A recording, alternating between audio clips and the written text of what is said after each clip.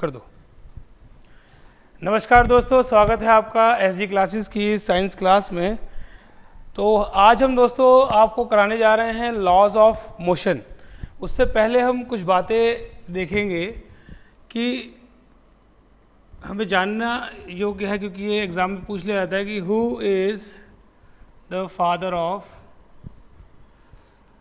Father of science. तो दोस्तों विज्ञान के जनक किसे कहा जाता है? तो आप लोग याद रखें कि गैलीलियो गैलीली। दोस्तों गैलीलियो गैलीली साइंटिस्ट थे जिनका जन्म इटली में हुआ था और इन्होंने बहुत अच्छी रिसर्च की है। गैलीलियो गैलीली, इनका ये इटली के थे। सर गैलीलियो गैलीली इटली के थे दोस्तों। 1600, ये बात आप नोट कर लीजिए कि 1610 में गैलीलियो गैलीली साहब ने सैटर्न की खोज की थी। सैटर्न यानी शनि ग्रह होता है, एक प्लैनेट है शनि। अब शनि की बात आ गई तो दोस्तों ये जान लीजिए कि शनि 29.5 अर्थ ईयर्स में सूर्य का चक्कर लगाता है। जैसे हमारी धरती सूर्य का चक्कर 365 दिन में लगाती है, यानी एक साल में दोस्तों, उसी हिसाब से शनि जो है वो सूर्य का चक्कर 29.5 वर्ष में लगाता है। इटली में जन्म हुआ गैलीलियो गैलीली का। विज्ञान के जनक गैलीलियो गैलीली को कहा जाता है दोस्तों। और इनका एक और आविष्कार बहुत ही महत्वपूर्ण है दोस्तों। इन्होंने टेलीस्कोप का आविष्कार किया था। टेलीस्कोप, जिसे हम बेसिकली टेलीस्कोप कई प्रकार के होते हैं, radio telescope, astronomical telescope, terrestrial telescope. इन्होंने गैलीलियन टेलीस्कोप का आविष्कार किया था, जिसे हम कहते हैं गैलीलियन टेलीस्कोप। Galilean telescope. तो दोस्तों गैलीलियन टेलीस्कोप का आविष्कार किया था इन्होंने। और इसी क्रम में हम आगे बढ़ते हैं। इनके विषय में जानने योग्य था। तो अगर साइंस के फादर गैलीलियो गैलीली को कहा जाता है दोस्तों, तो फिजिक्स का फादर किसे कहा जाता है ये जान लीजिए। फादर ऑफ फिजिक्स दोस्तों, फादर ऑफ फिजिक्स। चूंकि आप फिजिक्स का एक इम्पॉर्टेंट लॉ पढ़ने जा रहे हैं, तो आपको जानने योग्य है कि जिस महान पुरुष ने ये लॉ दिया था वह फादर ऑफ फिजिक्स भी कहलाता है, जिन्हें हम कहते हैं sir Isaac Newton. Sir Isaac Newton. Sir Isaac Newton, आप इंग्लैंड में जन्म लिया, आपको मालूम होना चाहिए। सर आइजैक न्यूटन ने इंग्लैंड में जन्म लिया।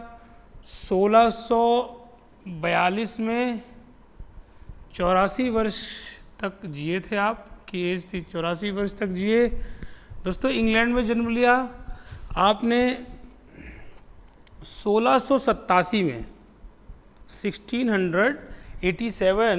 1687 एडी में दोस्तों आपने प्रिंसिपिया नामक एक बुक लिखी, प्रिंसिपिया। और अपनी उस प्रिंसिपिया बुक में, ये बुक बहुत इंपॉर्टेंट है, पूछी जाती है कि प्रिंसिपिया बुक रोट बाय, तो सर आइजैक न्यूटन का नाम आएगा दोस्तों। सर आइजैक न्यूटन ने प्रिंसिपिया बुक लिखी और इसी बुक के अंदर उन्होंने लॉज ऑफ मोशन का जिक्र किया। उन्होंने कहा कि गति के 3 नियम होते हैं दोस्तों, लॉज ऑफ मोशन। अब लॉज ऑफ मोशन में जो फर्स्ट लॉ ऑफ मोशन होता है दोस्तों, वो देख लीजिए आप, जिसे हम कहते हैं first law of motion. First law of motion क्या कहता है दोस्तों, ध्यान से समझिएगा। फर्स्ट लॉ ऑफ मोशन कहता है whenever a body is in its initial state, a body remains in its initial state either and until, if it is in rest state, if it is in motion state, either and until any external force is act on it। यानी कि दोस्तों अगर कोई body है, मान लीजिए कोई car है, वह खड़ी है, वह तब तक नहीं चलेगी दोस्तों, यह कार तब तक नहीं चलेगी इस दिशा में, यानी कि ये इनिशियल स्टेट ऑफ रेस्ट में है। ये न्यूटन ने कहा कि अगर कोई वस्तु रेस्ट की स्टेट में है या मोशन की स्टेट में, यानी कोई वस्तु खड़ी हुई है, विराम अवस्था में है या चल रही है, वो तब तक अपनी स्टेट नहीं बदलेगी जब तक उस पर कोई बल ना लगे। यानी दोस्तों अगर मैं खड़ा हूँ और मुझे कोई जब तक धक्का नहीं देगा या मैं कोई बल नहीं लगाऊंगा, मैं आगे नहीं बढ़ सकता। या अगर मैं दौड़ रहा हूँ तो जब तक मैं कोई बल नहीं लगाऊंगा मैं रुक नहीं सकता। तो जब तक कोई बल वस्तु पे नहीं लगता, फोर्स, जब तक कोई यहाँ से फोर्स नहीं लगेगी पीछे से, तब तक ये गाड़ी इस दिशा में आगे नहीं बढ़ेगी। और अगर यही उल्टा हो, गाड़ी चल रही हो, तो जब तक अपोजिट फोर्स नहीं लगेगी, तब तक वो गाड़ी रुकेगी नहीं या वो वस्तु रुकेगी नहीं। अगर मान लीजिए कोई टेबल पड़ा है, जब तक फोर्स नहीं लगाएंगे वो आगे नहीं जाएगा। या मान लीजिए आप बाइक चला रहे हैं, जब तक आप ब्रेक नहीं मारते, ब्रेक क्या होता है दोस्तों, जब हम ब्रेक मारते हैं तो एक टेंजेंशियल फोर्स हमारे रिम पर, टायर के रिम पर लगता है, वही क्या है, एक्सटर्नल फोर्स, जो कि गाड़ी को रोकता है। चलिए आप कहेंगे कि ब्रेक नहीं मार रहे सर, हमने बाइक को बंद कर दिया। बाइक को बंद कर दीजिए, एक्सेलरेटर मत दीजिए, फिर भी गाड़ी कुछ देर बाद अपने आप रुक जाती है।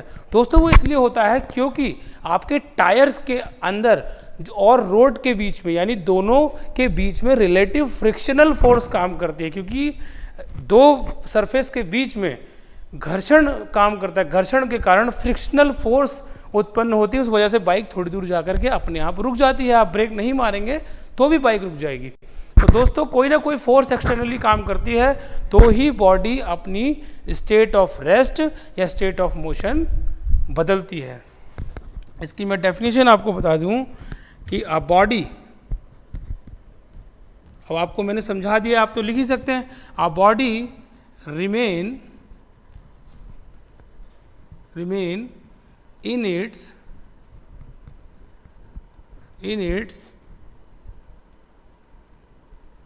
state of rest,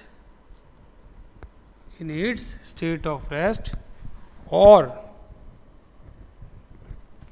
in state of motion. A body remain in its state of rest or in state of motion दोस्तों until and unless, जबकि या तबकि, until and unless an external, बाहरी बल, और ये दोस्तों ध्यान रखिएगा, an external force not act on a body। दोस्तों आप सिर्फ साइंस को समझने का प्रयास करें कि उसकी डेफिनेशन या उसे देखकर आप समझ में ना आए तो आप समझने का प्रयास करें कि कोई भी बल लगने से यदि वस्तु अपनी इनिशियल स्टेट ऑफ रेस्ट बदल देती है तो यही मोशन का फर्स्ट लॉ होता है। न्यूटन ने यही फर्स्ट लॉ मोशन का बताया है। और दोस्तों अब बहुत इंपॉर्टेंट पॉइंट नोट करके लिख लीजिएगा कि न्यूटन, जो एग्जाम में स्ट्रेट फॉरवर्ड क्वेश्चन आता है कि न्यूटन के फर्स्ट लॉ से हमें क्या क्या प्राप्त होता है, तो Newton's first law of motion लिखिए, Newton's first law of motion, Newton's first law of motion gives law of inertia, law of inertia, law of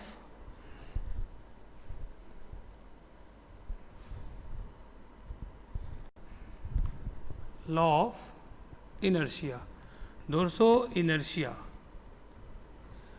law of inertia, ये शब्द बहुत इंपॉर्टेंट है दोस्तों, इसलिए मैं इसको मार्क कर दे रहा हूँ इस सर्कल के अंदर कि न्यूटन का पहला लॉ ऑफ इनर्शिया की को दर्शाता है, लॉ ऑफ इनर्शिया को बताता है।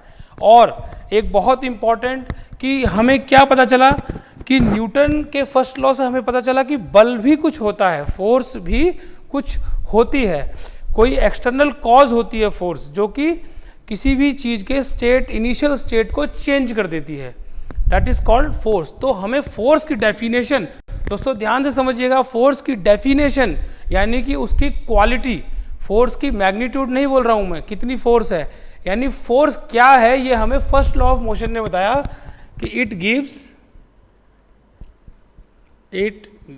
अगर एग्जाम में सीधा क्वेश्चन आता है कि विच लॉ ऑफ मोशन या Newton's which law of motion gives the definition of force, तो आप लिखेंगे first law of motion. It gives the definition, दोस्तों डेफिनेशन यानी परिभाषा, फर्स्ट लॉ हमें फोर्स की डेफिनेशन या लिखा हुआ आएगा, और क्वालिटेटिव या क्वालिटेटिव प्रॉपर्टी ऑफ फोर्स की परिभाषा या उसकी क्वालिटी को दर्शाता है Newton's first law of motion, property of force. दोस्तों ये बहुत ध्यान से दोनों बातें पढ़ें कि क्या क्या दर्शाता है, property of force, definition of force, force की परिभाषा न्यूटन का फर्स्ट लॉ ऑफ मोशन, और फोर्स का मैग्नीट्यूड न्यूटन के दूसरे लॉ से आता है। मैं अभी आपको कराऊंगा, उससे पहले कुछ एग्जांपल्स जो कि सीधे आ जाते हैं। सबसे पहले आप इनर्शिया समझ लें दोस्तों, इनर्शिया क्या होता है, उसके पश्चात हम लोग इनर्शिया क्या होता है। दोस्तों जब भी हमने अभी न्यूटन के फर्स्ट लॉ में पढ़ा कि किसी भी बॉडी के ऊपर जब भी फोर्स लगती है तो वह बॉडी अपनी इनिशियल स्टेट को बदल देती है, यानी रुकी अवस्था में होगी तो चलने लगेगी, और चलने की अवस्था में होगी तो वो रुक जाएगी, चलने की अवस्था में होगी तो रुक जाएगी, ये दो काम होंगे। तो दोस्तों जब भी हम किसी बॉडी की, लेकिन इतनी आसानी से ये दो काम नहीं होते दोस्तों, जब भी हम किसी बॉडी के ऊपर फोर्स लगाते हैं तो वो बॉडी इतनी आसानी से नहीं हिलती है, वो भरपूर प्रयास करती है कि अपने आप को उस इनिशियल स्टेट ऑफ रेस्ट में बनाए रखे। जैसे अगर आप किसी पेन को एक जगह से दूसरी जगह ढकेलोगे तो वो आसानी से चला जाएगा क्योंकि वो हल्का है, पर अगर आपको दीवार को धक्का देना हो तो, अगर आपको भारी टेबल को धक्का देना हो तो दैट इज कॉल्ड इनर्शिया। उस बॉडी के अंदर ही इनर्शिया वो प्रॉपर्टी होती है जो उस बॉडी के अंदर होती है। इनर्शिया बॉडी की प्रॉपर्टी होती है जो कि उस बाहरी बल को का विरोध करती है, जो बल लगता है बाहरी उसका विरोध करती है। मैं बोल रहा हूँ कि अपना स्टेट ऑफ, वह फोर्स बोलता है कि अपना स्टेट, इनिशियल स्टेट चेंज करो, पर वो इनर्शिया बोलता है नहीं, मैं इनिशियल स्टेट ऑफ मोशन या रेस्ट को चेंज नहीं करूँगा। इसी वजह से इसे इनर्शिया कहा जाता है और इसकी ये प्रॉपर्टी होती है बॉडी की। तो लिखिए it's a property of a body, it's a property of a body, किसी भी प्रॉपर्टी ऑफ अ बॉडी, और दोनों तरह की बॉडी, एट रेस्ट और इन मोशन, यानी कि ये प्रॉपर्टी होती है, यह प्रॉपर्टी होती है किसी भी बॉडी की जो कि विरोध करती है उस एक्सटर्नल फोर्स का। तो एट रेस्ट और in motion it's a property of a body दोस्तों, at rest body at rest or in motion by virtue of which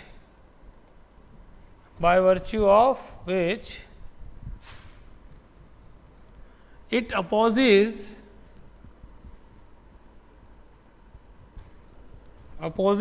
the force, it opposes the force acting on a body, the force acting on a body। तो दोस्तों inertia वह property होती है किसी भी body की जो कि फोर्स, उस पर लगने वाले फोर्स को अपोज करती है, that is called inertia. Inertia force को अपोज करती है। But first law of Newton क्या बोलता है कि बॉडी की स्टेट को, इनिशियल स्टेट को जो फोर्स चेंज कर दे, अगर फोर्स लगाने से चेंज हो जाती है। न्यूटन ने बताया कि कोई भी बॉडी अगर रेस्ट में है या मोशन में तो उस पर फोर्स लगेगी अगर हमें उसे इनिशियल स्टेट ऑफ रेस्ट से चेंज करना है या इनिशियल स्टेट ऑफ मोशन से चेंज करना है। दोस्तों कुछ एग्जांपल लेते हैं यहाँ पर। मान लीजिए दोस्तों कि इनर्शिया का एग्जांपल आपको बताते हैं कि जब कोई कार और ट्रेन, इसी कारण से क्या होता है दोस्तों, जब हम कार या ट्रेन में बैठे होते हैं, व्हेन अ कार और ट्रेन व्हेन अ कार और ट्रेन स्टार्ट सडनली, एकदम से आप स्कूटर के पीछे बैठे हैं और एकदम से कोई स्कूटर को ज़्यादा एक्सीलेटर दे दे तो आपकी बॉडी पीछे को बेंड हो जाती है। ऐसा क्यों होता है दोस्तों? It is due to inertia. ये सीधा सीधा क्वेश्चन एग्जाम में पूछा जाता है दोस्तों कि व्हेन कार और ट्रेन स्टार्ट सडनली पैसेंजर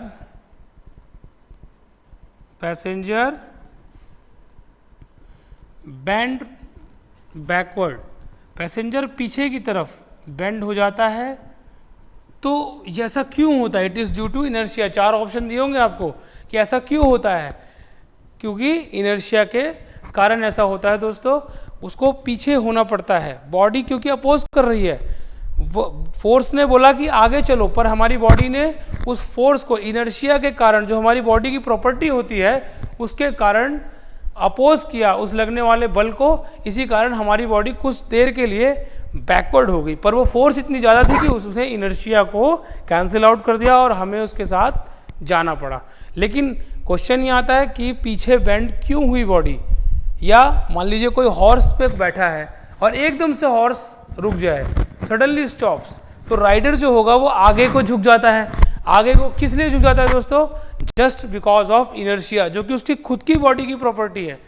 हर बॉडी के अंदर इनर्शिया की प्रॉपर्टी होती है जो बाहर से लगने वाले बल को अपोज करती है, विरोध करती है। तो दोस्तों हॉर्स राइडर का एग्जांपल आएगा इसमें। हॉर्स राइडर आप समझ ही गए होंगे, मैं शॉर्ट में लिख देता हूं। Horse rider bend forward. ठीक है दोस्तों, कोई भी वस्तु पे बैठा हुआ आदमी अगर फॉरवर्ड झुक रहा है या बैकवर्ड झुक रहा है, इनर्शिया, सीधे आप ऑप्शन दिखते ही इनर्शिया पे मार्क कर देंगे दोस्तों। अब एक एग्जांपल और लेते हैं दोस्तों इसका, कि व्हेन अ कोट और ब्लैंकेट, ये बहुत बार पूछा जाता है। व्हेन अ कोट और ब्लैंकेट, ठीक है दोस्तों, when a coat and blanket beaten, यदि किसी कोट या ब्लैंकेट को डंडे से बीट किया जाए, स्टिक से, बीटन बाय अ स्टिक, उसमें से क्या निकलता है दोस्तों? धूल निकल जाती है। Dust removes from it, dust removes from it, removes from it due to inertia. ये बात आप याद रखिए, बहुत इंपॉर्टेंट है, इसलिए मैं इसे टिक कर रहा हूं दोस्तों। ये डायरेक्टली क्वेश्चन आता है एग्जाम में कि व्हेन अ कोट और a blanket is beaten with a stick, dust removes from it, it is due to, 4 option होंगे, इनर्शिया आपको आंसर देना है दोस्तों। अब चूंकि पहला जो लॉ है न्यूटन का, उसने हमें फोर्स की दोस्तों परिभाषा बताई। तो फोर्स क्या होता है? फोर्स आप ऐसे कह सकते हैं कि फोर्स एक एक्सटर्नल कॉज होती है, एक एक्सटर्नल बल या एक्सटर्नल कारण है जो कि किसी भी वस्तु की इनिशियल स्टेट को चेंज कर देता है या चेंज करने का प्रयास करता है। ऐसा नहीं है कि बल लगने पर वस्तु का पोजीशन जो है, इनिशियल स्टेट ऑफ रेस्ट या मोशन बदल जाए, कोई ज़रूरी नहीं है। मान लीजिए आप बल लगा रहे हैं एक बॉल पर, तो बॉल तो आसानी से चली जाएगी। पर अगर मैं कहूँ बल लगाओ दीवार पर, वॉल पे, दीवार पर, पहाड़ पर, या मैं बोलूँ 200 क्विंटल के वजन पर आप बल लगाओ, तो वो आपकी क्षमता से बहुत ज़्यादा होगा। तो बल क्या है? बल एक एक्सटर्नल कॉज है। It is external cause, it is external cause दोस्तों। ये एक एक्सटर्नल कॉज है जिसकी वजह से जो कि क्या करता है? विच चेंज, जो कि या तो चेंज करता है और ट्राइज टू चेंज, या तो चेंज करेगा या चेंज करने का प्रयास करता है। तो चेंज हो जाएगी वस्तु अपनी इनिशियल स्टेट से, या ये चेंज करने का प्रयास करेगा, खाली चेंज वस्तु नहीं होगी। Tries to change the initial state of rest और मोशन, और दोस्तों एक चीज़ और, अगर कोई बॉडी रेस्ट में है, अगर कोई बॉडी रेस्ट में है तो इनर्शिया ऑफ रेस्ट कहते हैं उसे। अगर कोई बॉडी रेस्ट में है और हम धक्का दे के उसे चलाने की कोशिश कर रहे हैं, तो मान लीजिए आपको एग्जांपल दिया था कि अगर आप कार में बैठे हैं और कार सडनली स्टार्ट हो गई है, सडनली कार स्टार्ट हो गई, आप पीछे को बेंड हुए, तो बताइए आपके कौन से इनर्शिया ने, इसमें कौन से इनर्शिया ने फोर्स का विरोध किया, बल का विरोध किया। तो आप चूंकि आराम से बैठे हुए थे, मूवमेंट में नहीं थे, तो हमारा कौन सा इनर्शिया होगा, इनर्शिया एट रेस्ट। ये रेस्ट का इनर्शिया होता है, विराम का। और इनर्शिया एट मोशन तब होगा जब राइडर घोड़ा चला रहा था, हॉर्स राइडर, घोड़ा एकदम से रुका और वो आगे को बेंड कर गया, that is called inertia at motion. यानी इनर्शिया एट मोशन में वस्तु आगे की ओर बेंड करेगी और इनर्शिया एट रेस्ट में वस्तु पीछे की ओर बेंड करेगी। दोस्तों ध्यान रखिएगा, एक एक शब्द पे ध्यान रखिएगा, ये सब एग्जाम में इसी तरह पूछे जा सकते हैं, अभी तक पूछे गए भी हैं। आगे चलते हैं दोस्तों। फोर्स की परिभाषा पढ़ ली हमने। दोस्तों आपको एक मैं इम्पॉर्टेंट टर्म समझाने जा रहा हूँ, मोमेंटम और फोर्स हमने पढ़ा ही था फर्स्ट यूनिट में, मास इनटू एक्सेलरेशन। मोमेंटम क्या होता है दोस्तों, किसी भी वस्तु के अंदर कितनी ऊर्जा भरी हुई, कितनी गति भरी हुई है, सॉरी ऊर्जा नहीं दोस्तों, गति भरी हुई है, amount of motion. It is defined as the amount of motion contained in a body. Amount दोस्तों, अमाउंट ऑफ मोशन क्या होता है, मोमेंटम, कितनी गति भरी हुई है, क्योंकि हर बॉडी का मास होता है, मास हर बॉडी का होगा। दोस्तों एक बात ध्यान रखिएगा कि मास कभी जीरो नहीं होता। सीधे एग्जाम में क्वेश्चन आता है कि mass of a body, 4 option दिया होगा, zero, positive, negative, never be zero. तो mass of a body never be zero, कभी भी mass of a body zero नहीं होता, वेट जीरो हो जाता है। वेट कब जीरो हो जाएगा, जब बॉडी स्पेस में चली जाएगी तो वेट लेसनेस हो जाएगी, वेट जीरो हो जाएगा। पर वेट जीरो हो जाता है, पर दोस्तों बॉडी का मास कभी जीरो नहीं होता। तो बॉडी का मास तो होता ही है। तो मोमेंटम का फॉर्मूला हमने फर्स्ट यूनिट में दोस्तों आपको कराया था कि it is defined, momentum it is defined as product. दोस्तों it is defined as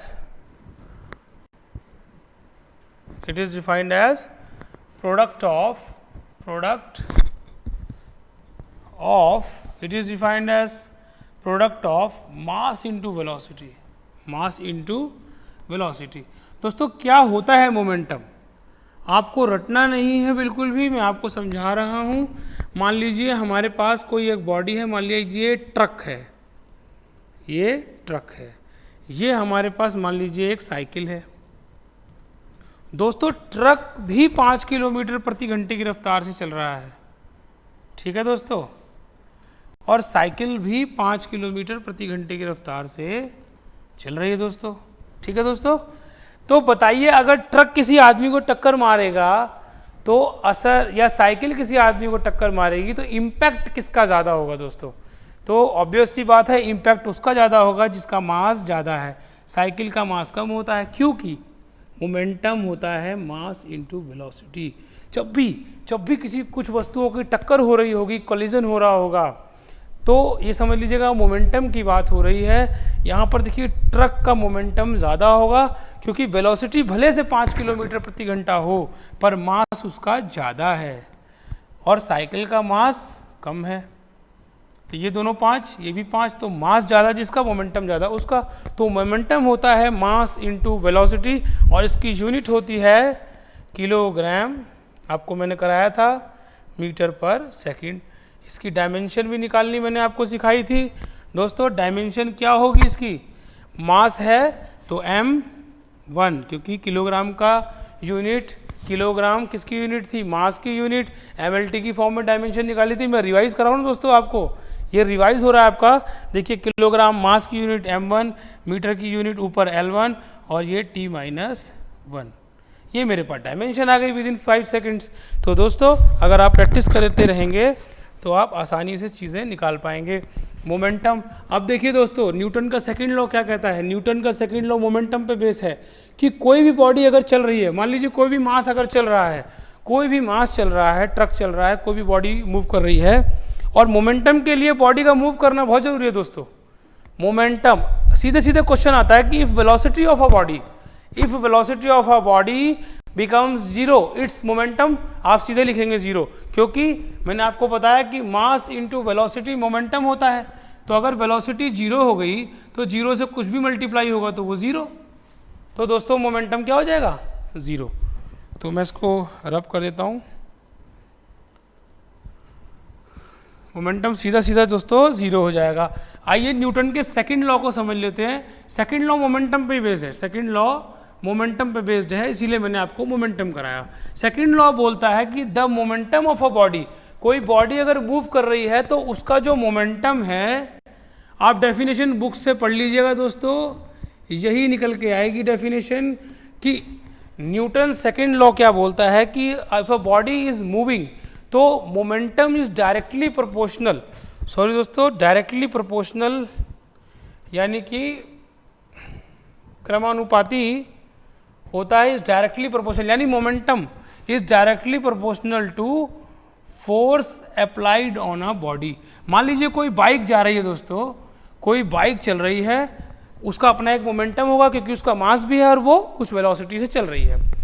अब ये देखिए सेकंड लॉ क्या बोलता है कि मोमेंटम घटता है या बढ़ता है, ये किस पे आधारित करता है कि उस पर जो बॉडी चल रही है उस पर कितनी फोर्स लग रही है, और ये एक्ट करता है फोर्स की डायरेक्शन में। अभी मैं समझाता हूं, force applied on a body and acts in direction of force, acts in direction of force. अब मान लीजिए दोस्तों कोई बॉडी है या आपकी, मान लीजिए दोस्तों ये आपकी बाइक है, ये आपकी बाइक है और ये 5 किलोमीटर प्रति घंटे की रफ्तार से जा रही है। इसका कुछ मास है, इसका कुछ मास है अपना। मान लीजिए मैंने मान लिया कि आपकी बाइक 100 किलो की है, मान लीजिए 100 किलो की है, तो मास इंटू वेलोसिटी मोमेंटम आ गया। पर मोमेंटम सेकेंड लॉ ने कहा किसी भी बॉडी का मोमेंटम बढ़ाया या घटाया जा सकता है, ये डायरेक्टली प्रोपोर्शनल होता है मोमेंटम, संवेग। मोमेंटम को क्या बोलते हैं दोस्तों? संवेग। कुछ बच्चे हिंदी मीडियम के, उन्हें परेशानी ना हो इसलिए मैं लिख दे रहा हूँ संवेग। तो संवेग, किसी भी बॉडी के संवेग को बढ़ाया या घटाया जा सकता है, कैसे? उस पर बल लगाकर। तो बल बढ़ेगा कैसे मोमेंटम? जब बल उस बॉडी की चाल की दिशा की तरफ लगेगा बल, ये फोर्स लगा दी मैंने, मान लीजिए बल लगा उसकी चाल की दिशा की तरफ, तो उसका मोमेंटम बढ़ जाएगा क्योंकि उसकी वेलोसिटी बढ़ जाएगी, क्योंकि फोर्स तो होती है मास इनटू एक्सेलरेशन। तो यानी एक्सेलरेशन, यानी कि आपने जैसे ही एक्सेलरेटर दिया अपनी बाइक को वो और तेज होगा, उसका मोमेंटम और ज़्यादा हो जाता है। और अगर आपने ब्रेक लगाई यानी कि अपोजिट फोर्स लगाई तो मोमेंटम कम हो जाएगा। यानी मोमेंटम होता है directly proportional to force applied on a body and it acts in direction of force, it acts in direction of force. यानी अगर मैं दौड़ रहा हूं, आप अगर मुझे मेरे दौड़ने की दिशा में धक्का दोगे तो मेरा मोमेंटम बढ़ जाएगा, लेकिन अगर मैं दौड़ रहा हूं, आप मुझे पीछे से पकड़ के खींचेंगे तो मेरा मोमेंटम कम होता जाएगा। वो क्यों? क्योंकि मेरी वेलोसिटी कम होती जाएगी। मास तो मेरा उतना ही है, आपकी बाइक का मास ना तो कम होगा ना ज़्यादा होगा, जितना है उतना ही रहेगा, पर वेलोसिटी ऐसे केस में घट जाएगी पीछे खींचने के केस में। और अगर धकेलेंगे आप, मुझे धक्का देंगे, फोर्स लगाएंगे पीछे से, तो मेरा मोमेंटम बढ़ जाएगा। न्यूटन के सेकंड लॉ ने यही कहा कि momentum is directly proportional to force applied on a body and it acts in a direction of force. दोस्तों एक ज़रूरी बात मैं आपको समझा दूं कि मोमेंटम एक वेक्टर क्वांटिटी होती है, मैं आपको पहले ही बता चुका हूं। Momentum is a vector quantity, वो सभी बातें पूरी फिजिक्स में रिवाइज होती रहेंगी, लेकिन ऐसा मौका आप दे ही ना, आप यूनिट्स में ही उसे रट लें। दोस्तों रिवाइज करते रहेंगे तो ही सफलता मिलेगी, अदरवाइज भूलते जाएंगे। तो मोमेंटम, और इसकी यूनिट क्या होती है दोस्तों? इसकी यूनिट होती है किलोग्राम मीटर पर सेकंड। बार बार लिखा जा रहा है दोस्तों, ताकि आपको ये सारी चीज़ें लर्न हो जाएं।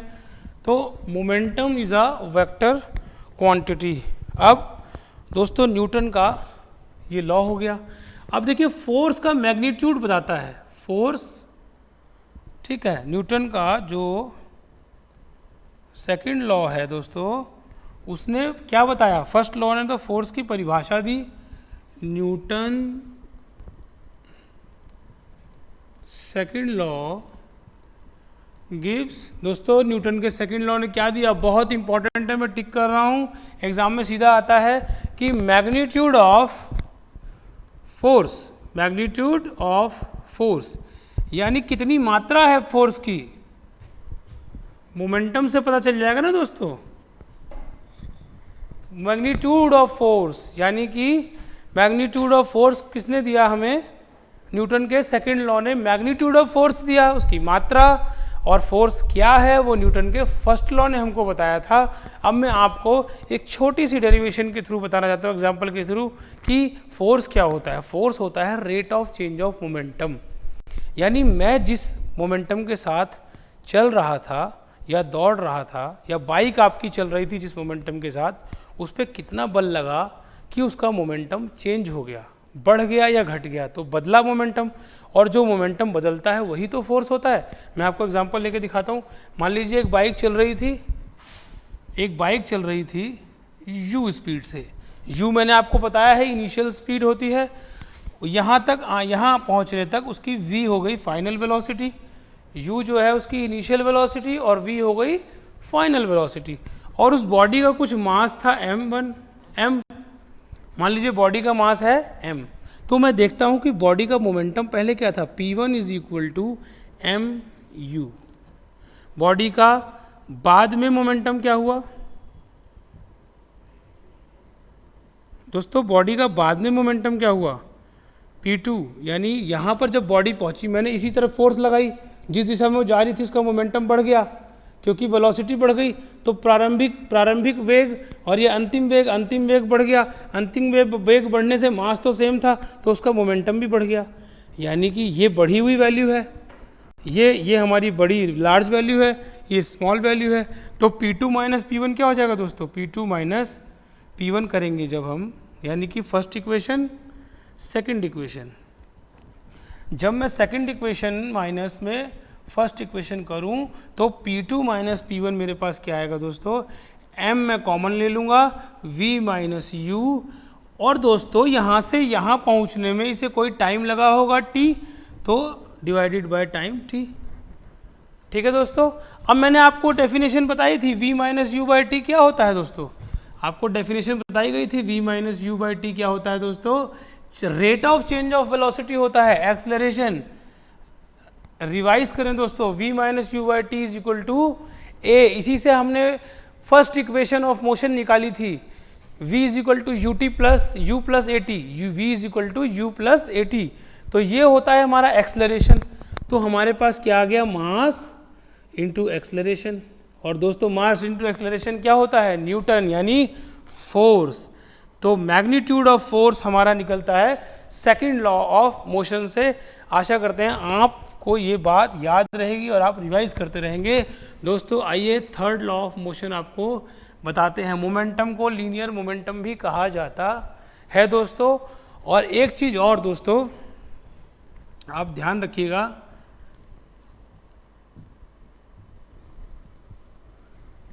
एक चीज़ ध्यान रखिएगा कि रॉकेट्स, हमारे rockets works on a principle of, किस सिद्धांत पर काम करते हैं? Works on a principle. ये बहुत इंपॉर्टेंट है, सीधा क्वेश्चन आता है दोस्तों एग्जाम में, कई बार आया है एसएससी रेलवे स्टेट एग्जाम में। Rockets works on principle of linear momentum. ठीक है दोस्तों, रेखीय संवेग पर वर्क करते हैं रॉकेट्स। दोस्तों rockets work on linear momentum. अब दोस्तों आपको हम बताते हैं third law of motion. Third law of motion बहुत ही आसान है। To every action there is an equal and opposite reaction, यानी हर क्रिया की प्रतिक्रिया होती है। ये न्यूटन साहब ने हमें बताया था। बहुत ही महान वैज्ञानिक हुए जिन्होंने 3 लॉ ऑफ मोशन दिए और बहुत कुछ खोजा इन्होंने। दोस्तों थर्ड लॉ ऑफ मोशन क्या कहता है कि to every action there is an equal and opposite, there is an equal and opposite reaction. यानी हर एक्शन की रिएक्शन यानी प्रतिक्रिया, हर क्रिया की प्रतिक्रिया होती है। अब दोस्तों इसके एग्जाम्पल देख लीजिए, ये तो आपको बहुत आसानी से मैं समझता हूँ याद हो जाएगा। इसके एग्जाम्पल देख लीजिएगा आप। हर क्रिया की एक प्रतिक्रिया होती है।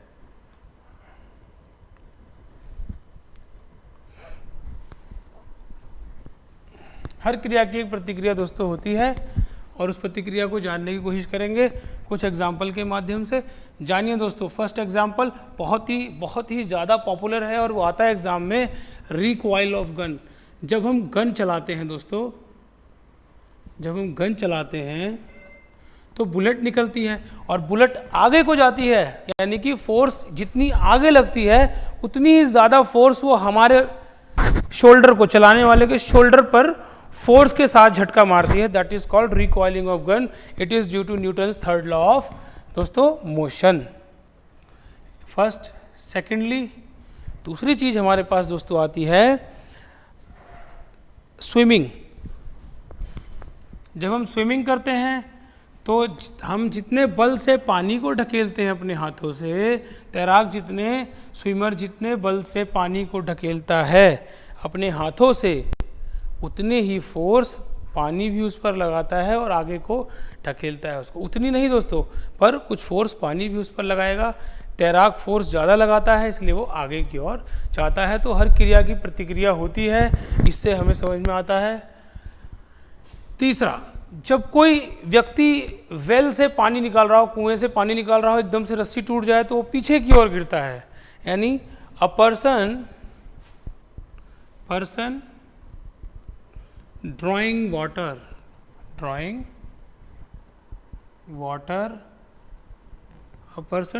वाटर फ्रॉम वेल, अगर पानी निकाल रहा हो, ऐसे एग्जाम्पल आता है दोस्तों, और वो पूछता है ड्यू टू, वो देगा a person is drawing water from a well, rope breaks, it bends backwards, it is due to, आपको ऑप्शन में दिया होगा Newton's first law, second law, gravity, तो आपको न्यूटन्स थर्ड लॉ लगा के आना है दोस्तों। रोप ब्रेक्स,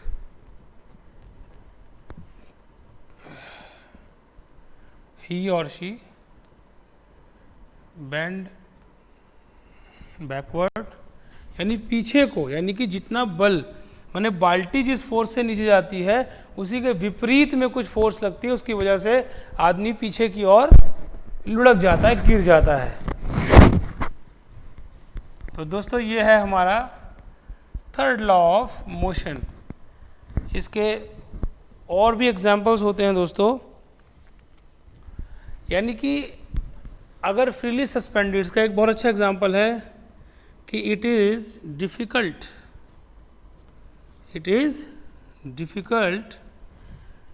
एक इसका बहुत अच्छा एग्जाम्पल है दोस्तों, बार बार ये आता रहता है हमारे एग्जाम्स के अंदर और आप इसे कर लीजिएगा। It is difficult to fix a nail, यानी फिक्स अ नेल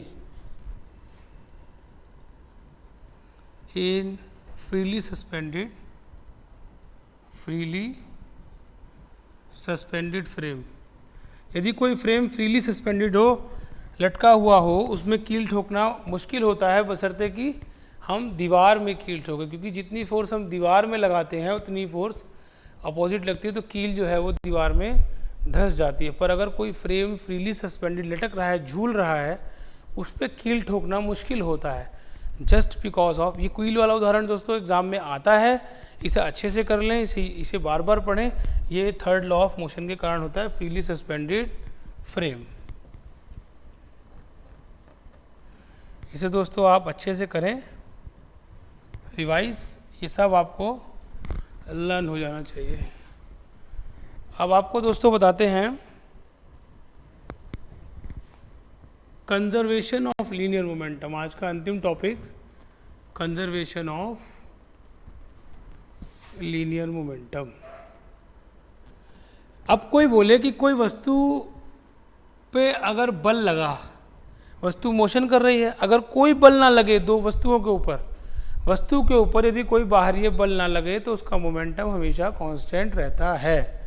यदि कोई बाहरी बल ना लगे, कोई भी फोर्स उस पर एक्ट ना करे, उसका अपना मोमेंटम सदा बना रहता है। Momentum is constant if no external force, if no external force acts on body, if no external force acts on body, if no external force acts on a body, its momentum remains constant, its momentum, उसका संवेग जो है दोस्तों, जो कि mass into velocity होता है, momentum remains constant.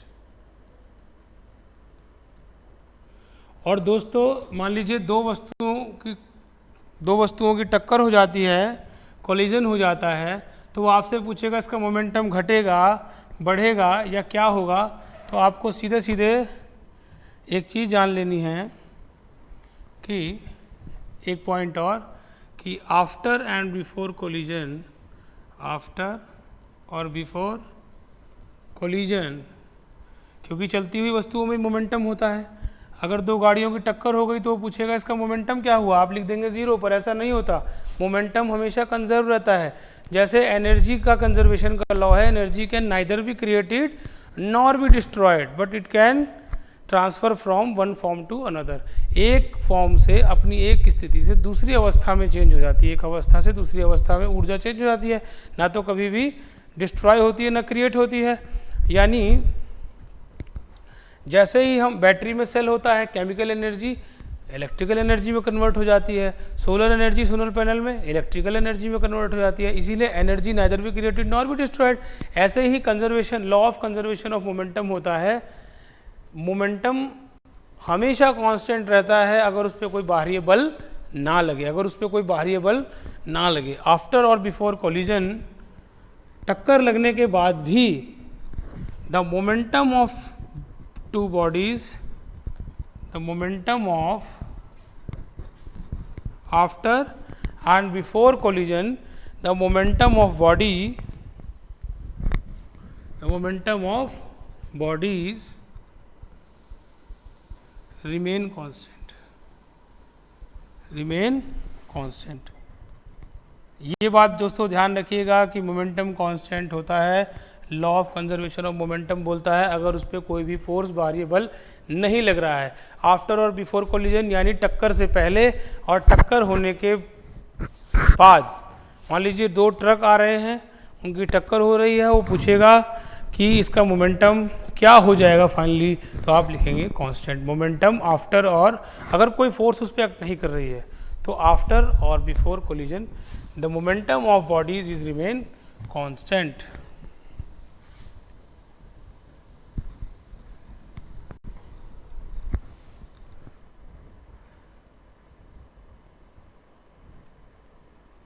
दोस्तों अब जान लेते हैं कि इम्पल्स क्या होता है। इम्पल्स, सॉरी आज का लास्ट टॉपिक इम्पल्स कर लेते हैं। दोस्तों इम्पल्स होता है आवेग। दोस्तों आवेग इम्पल्स होता है, इसे हम बोलते हैं आवेग। इम्पल्स होता है जब बहुत ज़्यादा लार्ज फोर्स, बहुत बड़ी मात्रा में फोर्स बहुत थोड़े समय के लिए लगती है। When a large force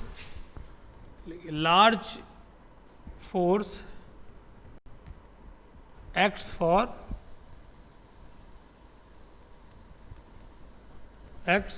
when a large force act